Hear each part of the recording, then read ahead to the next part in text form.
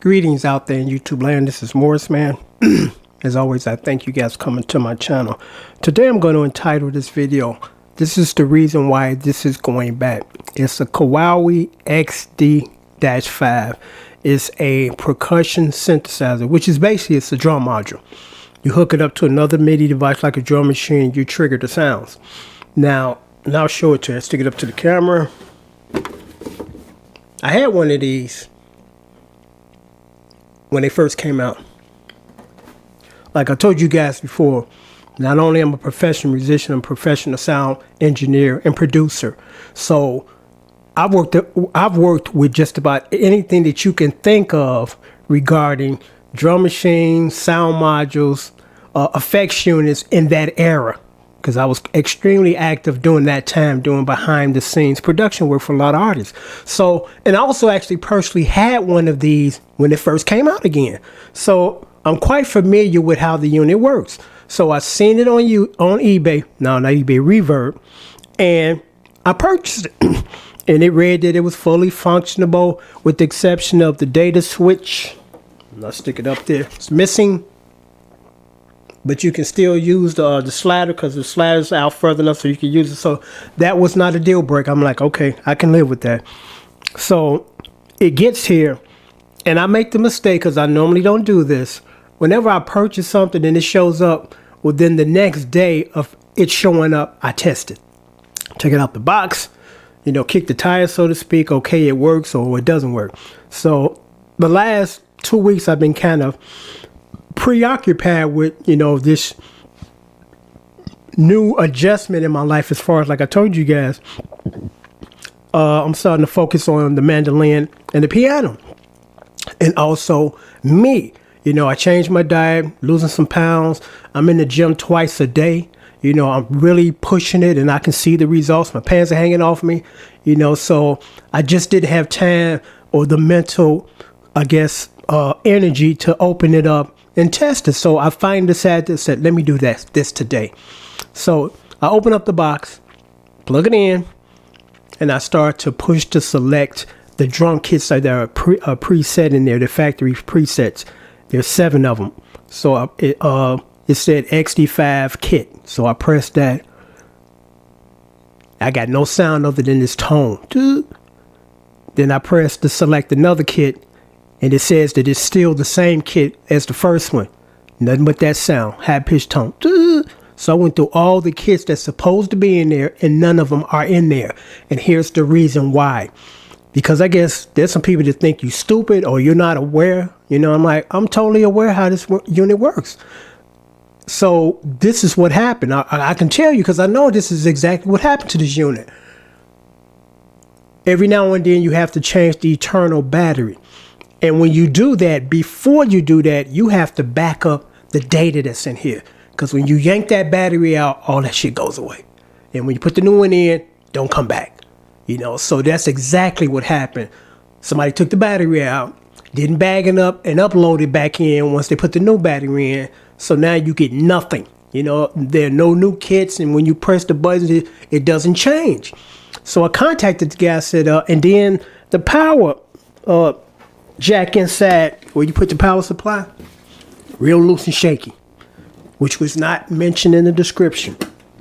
So I contacted the guy, said, look, dude, there's no sound in here, and the power jack that's in the unit is real shaky, so I'm gonna have to send this back. It was fully functionable when I sent it. No, it wasn't, because if it was, it still would be fully functionable. Have you tried to reinitiate? Because you can do that sometime, to reinitiate, and it will bring back the sounds.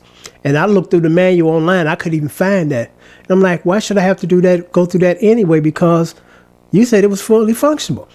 And then when I put my headphones in, that one little tone that's in there is only in the right ear. So that means that the left channel was out. So even if I did reset it, I would only have the left channel, you know? So I said, no, I didn't reset it, because why do I need to reset it? Why didn't you test it? Because he claimed again that it worked. I'm like, well, if it worked, it should be working, dude. And if it's working, why do I need to reset it? You know? So I'm like, you know what, dude? I'm just sending this back. Oh, okay. So, we went back and forth with this. I ain't gonna fight with you. Fine, because you lose if you did, I got PayPal on my side and Reverb. So I'm like, only thing I need from you, because I've been through this before, sending stuff back. Like, the only thing I need from you is, because he approved the return, and he didn't want to, reluctantly he did. So I'm like, the only thing I need from you now is the return label. I print it off, and it's good to go. It'll be shipped back off money. You're supposed to pay for this because it was fully functional. I'm not paying for shit because it's not fully functionable. I'm not spending $40 to send back something that I paid for it to show up working, and it shows up here broke, not working. So I'm like, you know what, dude? I'm not going to argue with you. I'm just going to take this to PayPal and, they'll deal with this. So in the process of doing that, I contact Reverb, because now it's hard to reach them because of the pandemic and they have no phone number on them. So you got to go through live chat. And my thought on that is, if you can type with me, why can't you talk to me? You are available. So why can't you do this instead of just typing thing? Because a lot of times when you type, a lot of stuff get lost in transaction or translation, which is what was going on with us. Because the person on the chat was like, well, I can see here that they was trying to help you remedy the problem. Remedy the problem is just sending this piece of shit back, not trying to go in and tweak it and try to reinitiate it, which I shouldn't have to do because, again, I paid for something working, and you claimed that it was working when you sent it, which is a lie. And it's amazing how some people want to believe their lie. I'm like, look, dude, I've had one of these. I've worked with one of these for many years. I know what's wrong. Somebody took the battery out, because every 5 to 10 years you have to replace the battery, the internal battery, because it goes out. So somebody yanked the battery out, didn't bag it up, and then didn't upload it. That's exactly what's wrong with this. And you mean to tell me that I'm supposed to believe that you sent me something, you claim it was fully functional, when I know that's a lie? I mean, I know this is a lie. It's not I'm trying to determine it. Is he telling the truth? I know it's a lie. Because again, the way this is set up right now, there's no sounds, no drum sounds, no factory preset kits or nothing. So I know you took the battery out and didn't back up the stuff and upload it, but yet you claim it was fully functional, which is again a lie. No, this is a lie. So the lady from Reverb chat, or the person, said that they don't have his mailing address on file. So I might need to reach out, or can you reach out to, I'm done with him. If I wasn't done with him, I wouldn't be chatting with you. We don't see eye to eye on this transaction. So that's why I contacted you. So they said they'd contact him and then they'll follow up. I'm like, okay. But in the meanwhile, I went straight to the top of PayPal, escalated the case, because I told them it showed up not working. He approved for me to return it for a refund, but yet he refused to pay to ship it back, because I've had this issue before too, because I've been through all these scenarios and I know how to deal with these jokers. I get my money back minus my shipping and handling. I've had that happen, which is not right. You're supposed to get a full refund, meaning that every penny that you spent, which is included in shipping and handling, which is included in that, you get all that back, not just shipping and handling. And then what they want to do sometimes is, some of these companies or people think that they can write their own policies in, meaning that they write in their ad, there be no if there's a return, there be a restock fee and you will not get your shipping and handling back. That's bullshit. They don't have the power to write in stuff like that, even though they think they can. Just like the people that put in there no item return, no returns in this. That's bullshit too. With PayPal and Reverb, if it's not working, you can send it back, regardless if the seller claims or states in their policy that you can't. They think that they have that power. They don't, And I hope this video posted is going to help a lot of you guys, as far as, I didn't know that, Morris, man. I thought I just got screwed out of my shipping, even though it showed up damaged or not working. No, they do not have the power to do that. They can say what they want all day long down in that description, but It's real simple. You get all your money back when it's not working, including your shipping and handling. You know, so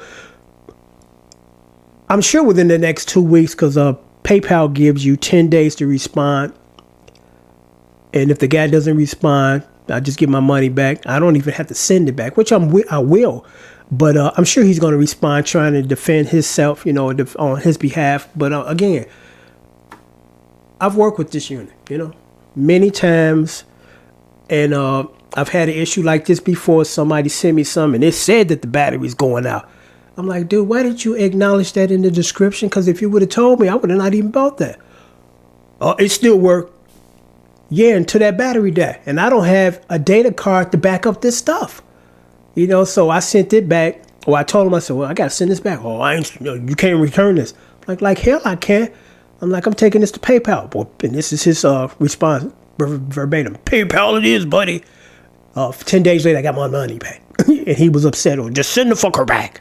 I'm like, that's exactly what I was going to do in the first place, you know? But you had to send me through all this nonsense. And I knew it was nonsense because I've dealt with this nonsense before. And I know the policies and I know how these work. You know, so you wasted a couple of extra days and the results are still in my favor. Nothing changed for you.